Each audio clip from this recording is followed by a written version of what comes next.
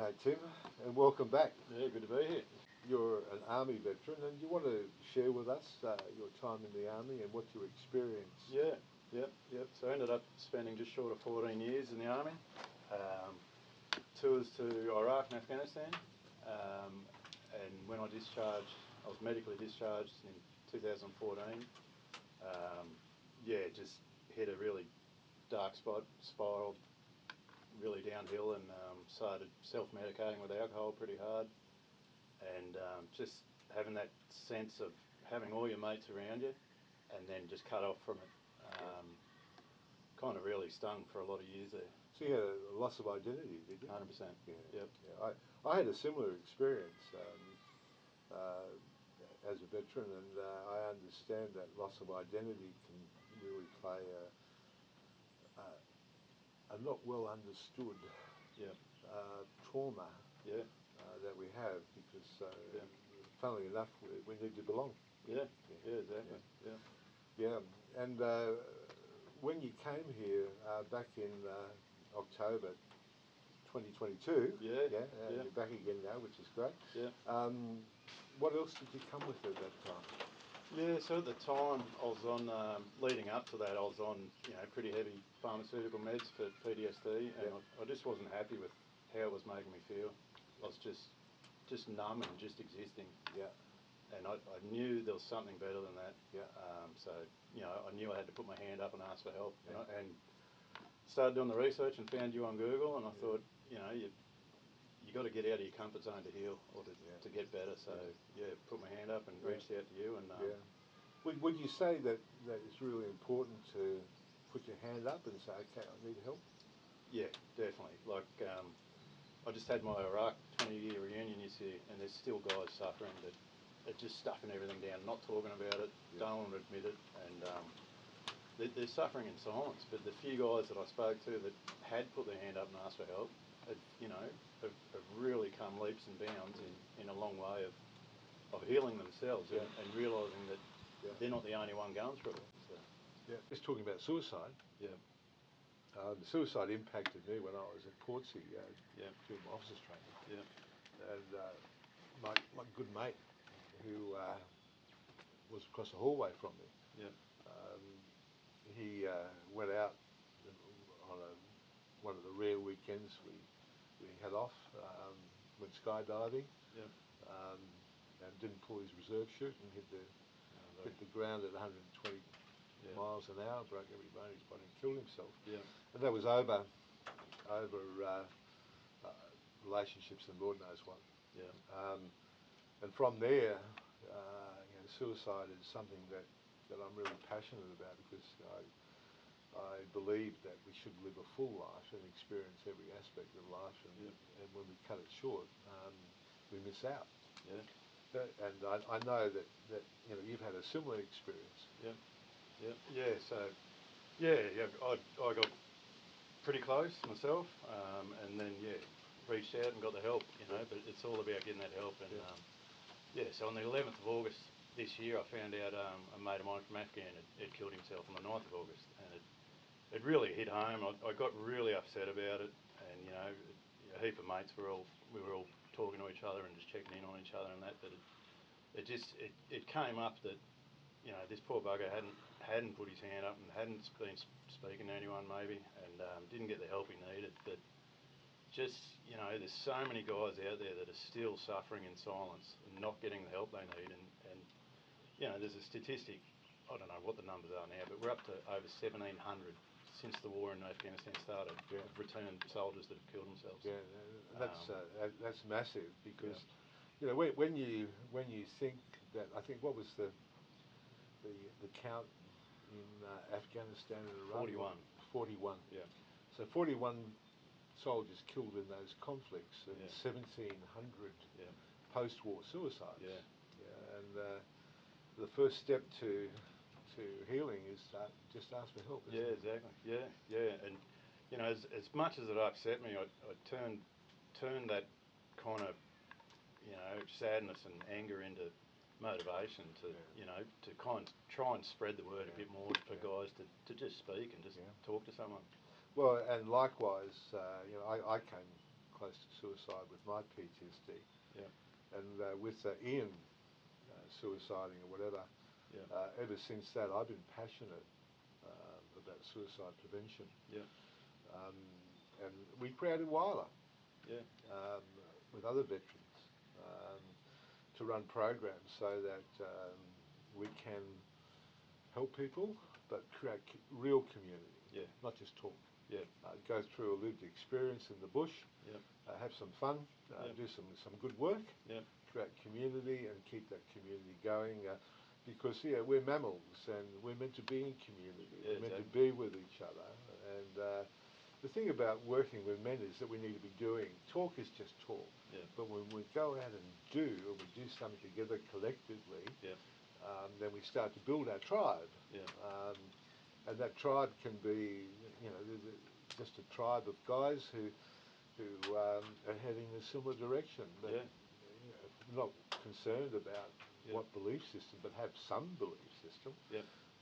But connect back to the land and work on that basis. Exactly. And I welcome your journey and the fact that you're working in this direction as well. And I honour you for that. Good. Thank you. We're on the way. But exactly. When I left the army, you leave that tribal living where you know your mates have got your back. And when I left, I just felt anonymous and nothing. Me too. But just surrounding yourself with like-minded men again and just getting around people that you know have got your back makes a huge difference. Does make a huge difference. So when you came back at that time, we went through a program, and you don't have to discuss the program itself, but how did the program impact you? So it just really opened my eyes that there was another way, or a better way of living, that we didn't just have to suffer in silence and keep everything hidden down. Being able to talk to someone like a like-minded veteran. Do you think that's important? 100%. Because we're on the same wavelength. You've been through all the same kind of stuff, and we get each other. And that made a big difference, because I've spoken to psychiatrists, psychologists, a whole plethora of other modalities of helping out. And being here with you for a couple of days and talking to you, it really resonated with me. And the process we went through, in terms of working through your body, did that impact your PTSD, and did it impact other trauma? If I remember rightly, around a relationship breakup, and your relationship with your father. We basically dealt with those three things at that time, and going through the process in terms of releasing that from your body. What was the impact of that? So it doesn't happen overnight, but it was definitely the start of my healing process for that. So 22, I'd been separated for 5 or 6 years and still just couldn't get over it. And since coming here in 22, that started everything, and it was a massive shift and massive change for me to realise that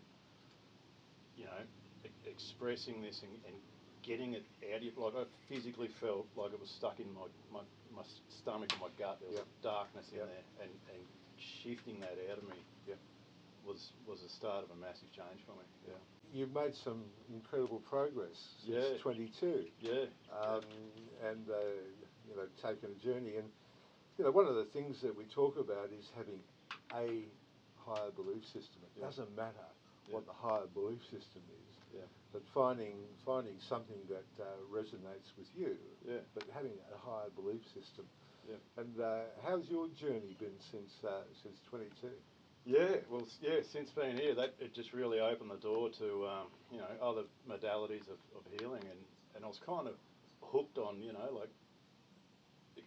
getting away from normal way of just taking pills and this will fix you, to researching other things and finding other things, like plant medicine. It's interesting. I mean, plant medicine, from my world, and I've been to the Amazon many times, and there is this idea that, I'll just take plant medicine and everything will be all right. And my experience of that has been that if you don't deal with your trauma, you take plant medicine, you throw it into your face. But once you've dealt with your trauma, plant medicine will work with you on a higher level. Yeah.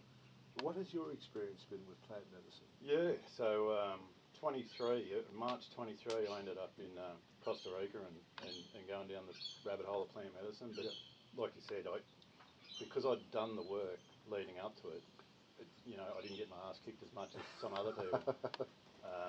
But it just reaffirmed my connection with spirit or God or the Creator, whatever you want to call it, that, we are all one. Yeah.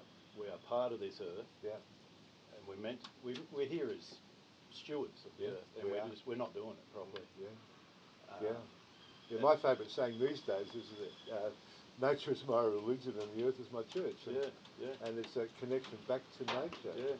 Because 200 years ago, we started the Industrial Revolution, and we've been in a factory ever since. Manufacturing, we lost our connection to the land, and lost our connection to community, and lost our connection to higher belief. We just think that manufacturing is what it's about. And the way society works is, the only program we get is to be a good consumer, and the more we consume, the greater status we have. We think we're a success in life, but there's no material happiness. There's no lasting happiness from material stuff. I mean, you've got to find something that resonates in here.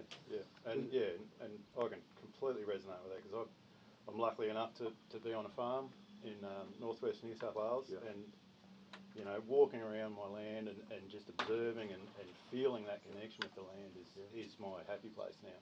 And I didn't have that before. I saw it as a commodity to make money off. But now it's changed my whole mindset. I've got a regen approach on my land now, and I want to leave a legacy for have a family one day and look after the place a bit better. No, that's great. And the thing is that we don't have to change our life. We don't have to go and do something different. We just start to look at life through a different lens. 100%. Coming here really changed it. I had a paradigm shift in my mindset. Away from go out every weekend, get smashed with booze.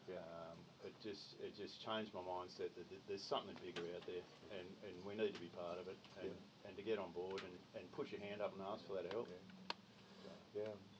So in finishing up, have you got any message that you'd want to give to other veterans? Yeah, look, I just think there's a lot of guys still out there suffering in silence that, for whatever reason they can't, or they're a bit afraid to put their hand up and ask for help. The saying it is, ain't weak to speak. It's getting a bit more and more momentum, just if you don't feel right and deep down in your gut there's a higher calling to your life, or you feel like something's just not right, be brave enough to put your hand up and ask for help, and talk to other men and other people they're in all the other veterans. There's guys out there doing other things that are helping themselves. You've just got to put your hand up and be brave enough to get the help. And absolutely, the first step is I need help. First step is I need help. And once we do that, then cultural programming is we're men, we're bulletproof.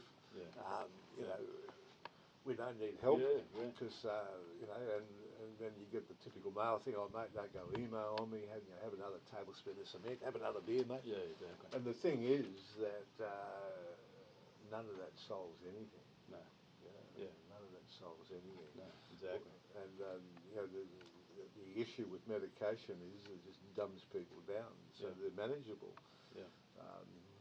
And the journey of life is more than that, isn't it? Exactly. And being robotic.